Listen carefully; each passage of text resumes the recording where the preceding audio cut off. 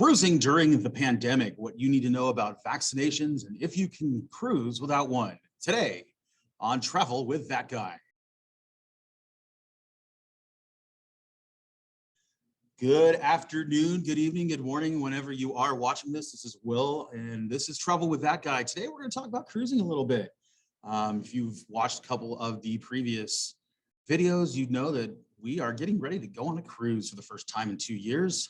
We are heading down to Southern California, and we're going to be sailing out on the Norwegian Bliss, going down to the Mexican Riviera. This is a cruise. The itinerary itself we've done many times, but this is the first time that we're on the Bliss, second cruise on Norwegian, and we're sorry about that. We are going to be in a Haven suite. We'll talk more about that in a later video. Today, we're going to talk about the vaccinations. Now, I want to preface this by saying that this isn't pro-vaccination, anti-vaccination. This isn't a political thing. We're not going to talk about whether or not you should get it. This is strictly the requirements as they are currently right now today as I record this video. Honestly, there's no way around these. Regardless of your personal feelings or beliefs, these are the rules set forth not only by the CDC, but also by the cruise lines. Can't get around them. If you want to cruise, you have to follow the rules that they set forth. So there are many, many different cruise lines. There's probably 5 major ones in the United States: Carnival, Royal Caribbean, Disney, Princess, and Norwegian. I will talk about Norwegian last because that's the one we're going on. So let's talk about Carnival. Carnival is, outside of Norwegian, Carnival is probably the one that has a little bit more leniency than everybody else. And I'm going to be honest with you, I'm pulling this right off of their website. They encourage everybody to wear masks in all indoor public areas, particularly guests who are unvaccinated. That's key. We're going to wrap back around to that. Except while you're eating and drinking, everybody 2 and older has to wear a mask in an elevator and in designated indoor entertainment venues, all retail shops, in the casino, and any indoor activity with children under 12. Guests will be required to wear face masks prior to being seated in the main dining room and in the Lido buffet area and in other designated areas where signs are posted, such as the gym, unless they're exercising on cardio equipment. You must wear your mask during the entire embarkation and debarkation process at the home port and any ports of call, including the onboard pre-debarkation process, during any Carnival-approved shore excursions, and while in any transportation vehicles, including water shuttles. You also have to follow all local guidance regarding masks and physical distancing, and that'll be shared once you're on board. That's pretty common anyway. If you're going to other countries may have different rules than the United States. You have to follow their rules. So if you are cruising to the Caribbean and they say, hey, you got to wear a mask, those are the rules. You may have additional mask requirements if you're unvaccinated. Again, key, we'll come back to that. There's some other things in here. You obviously have to attest that you've been vaccinated. Then you have to show your document. You can show a digital copy of your COVID-19 certificate that you've been vaccinated. All that works. And then it talks about the pre-testing before the cruise and talks about what tests are acceptable, what you need to do, all that kind of thing. Now, here's the kicker. I mentioned this a couple times. Carnival allows unvaccinated guests on their cruises, but not a lot.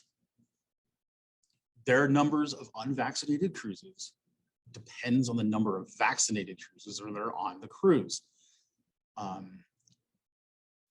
So again, from the Carnival website, vaccine exemptions for cruises to the Caribbean will be limited to a very small number of children under 12 and teens and adults with a medical condition who can provide written confirmation from their medical provider that they cannot be vaccinated for medical reasons.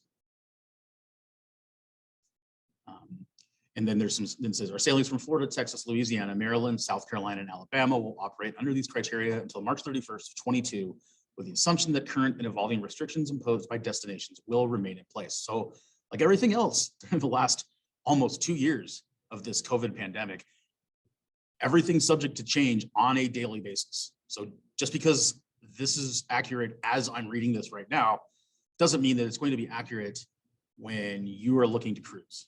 So when in doubt, go back to the cruise line's website, talk to the cruise line, make sure you understand exactly everything that they're requiring.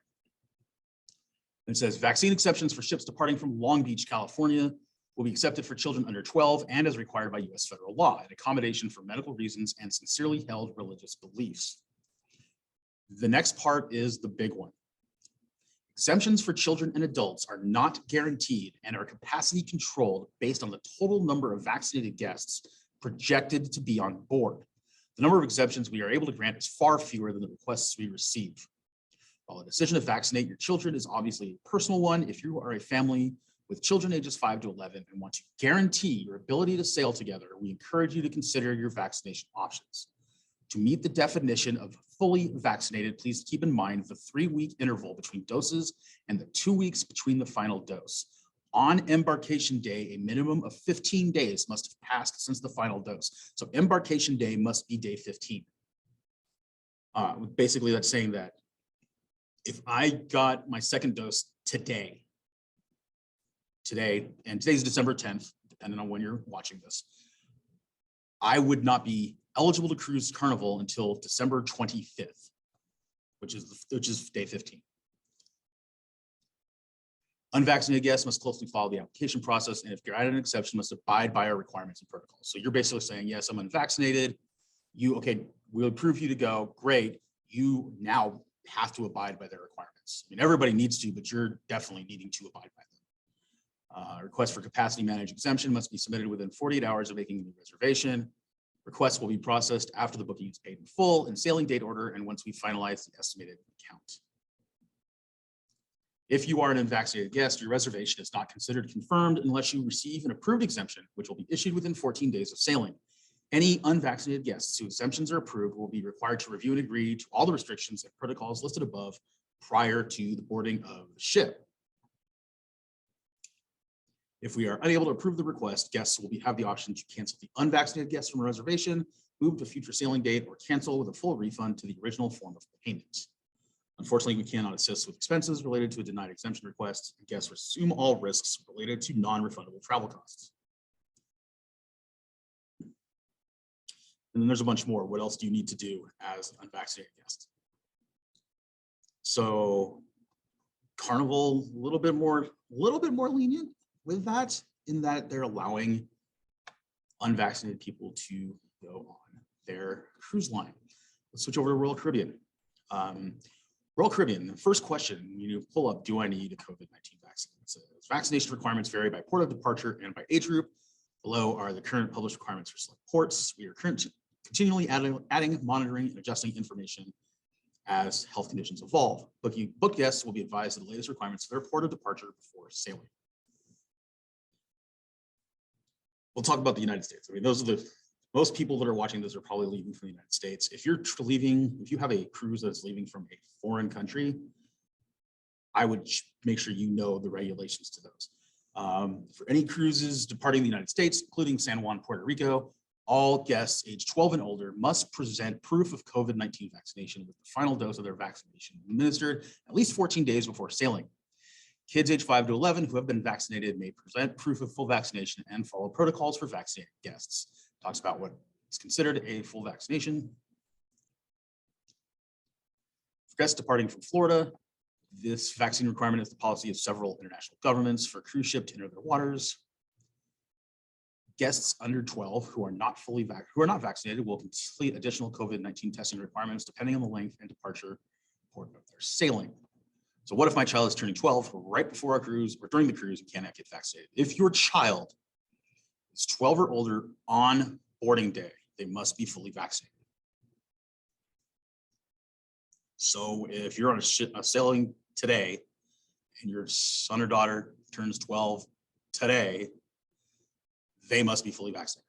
There is no question, no wiggle room. That's the rule.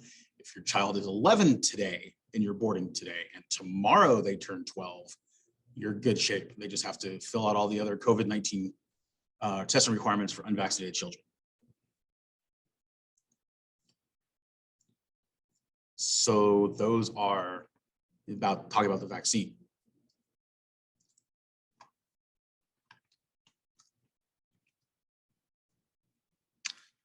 We're going to take a flip over here. Current mask policies on Royal. Masks are required to be worn while indoors on board the ship unless seated and actively eating or drinking, and while visiting public ports of call where local regulations may require them. Seems to be a pretty standard thing, even throughout many places in the United States. If you're indoors, you're wearing the mask. If you're outside, you don't have to.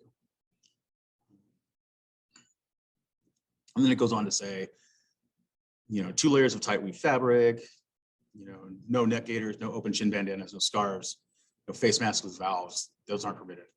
I think we all have that pretty much down. Disney. So Disney, all vaccine eligible guests must be fully vaccinated against COVID-19. Starting January 13th of 2022, this means that all guests ages 5 and up must be fully vaccinated. Guests who are not vaccine eligible because of age must provide proof of a negative COVID test paid for by the guest, taken between 3 days and 24 hours before their sailing date.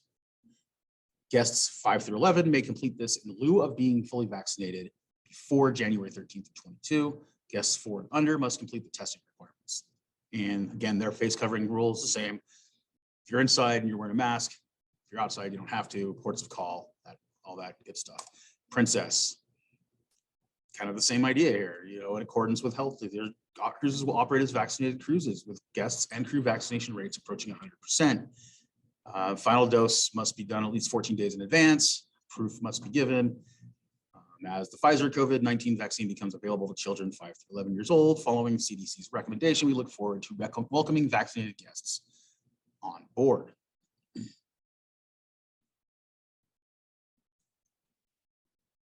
And then they have a huge long FAQ in here about their stuff.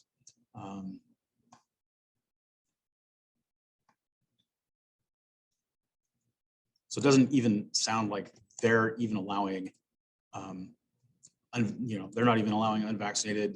You must wear masks, or you must be vaccinated. Their mask policy strongly encourage guests to wear face masks when in public spaces indoors. This almost reads the same like the Carnival one. All guests will be required to wear a face mask with no exceptions in the elevators, retail shops, casino, other designated areas except for eating or drinking. Must wear one being seated in the main dining room, in the buffet area, occasionally in other designated areas. That's for less than 10 days. 10 days or longer, all guests must wear them indoors at all times. Exceptions, eating or drinking, receiving spa treatments to the face, high intensity exercise in pools, whirlpools, or spas, as well as in your stateroom. Okay. So those are the four. Now let's go to Norwegian. I think Norwegian probably has the most lax requirement out there. They require, so they do require everybody to be vaccinated. There's no unvaccinated guests allowed. So let's talk about Norwegian. Norwegian, I think, has the most lax requirement out there. They do mandate that everybody has to be vaccinated with no wiggle room. So if you're in that, like some of the other cruise lines say, well, if they're a child that can't be vaccinated yet, they can do COVID testing. No, it has to be vaccinated. But the flip to that is once you're on the ship, you don't have to wear a mask. They strongly encourage it, but it's not a requirement anywhere on board, whether it's indoors or outdoors. Of course, you get off the ship and you go to the port of call, you're responsible for whatever the local requirements are. On the ship, no masks or at all. And so you're free to move about without a mask. Watching a show, no mask. If you're hanging out in the atrium, no mask. Don't have to have a mask on while walking into the restaurants. Nothing at all. So it's going to seem like normal when we go on this cruise on Norwegian, but at the same time, there's going to be a little bit of differences. For one, it's not going to be sold out. I've heard people saying, oh, well, this ship normally carries 4,000 passengers and there were only 2,400 on board. It's going to seem really, really quiet, which could be nice. See how that plays out. So those are the current, as of today, restrictions for these cruise lines. Have you been on a cruise recently? Have you gone out since cruising is opened back up, taken a cruise on any cruise line, and not necessarily in the United States? What's different about it around the world that you've noticed? Leave a comment down below. Also, make sure you hit the like button and the subscribe button to keep these videos coming to you and to help me out. Let me know what content you want to see. That's it for today. We'll come back at you next time. Thanks for watching.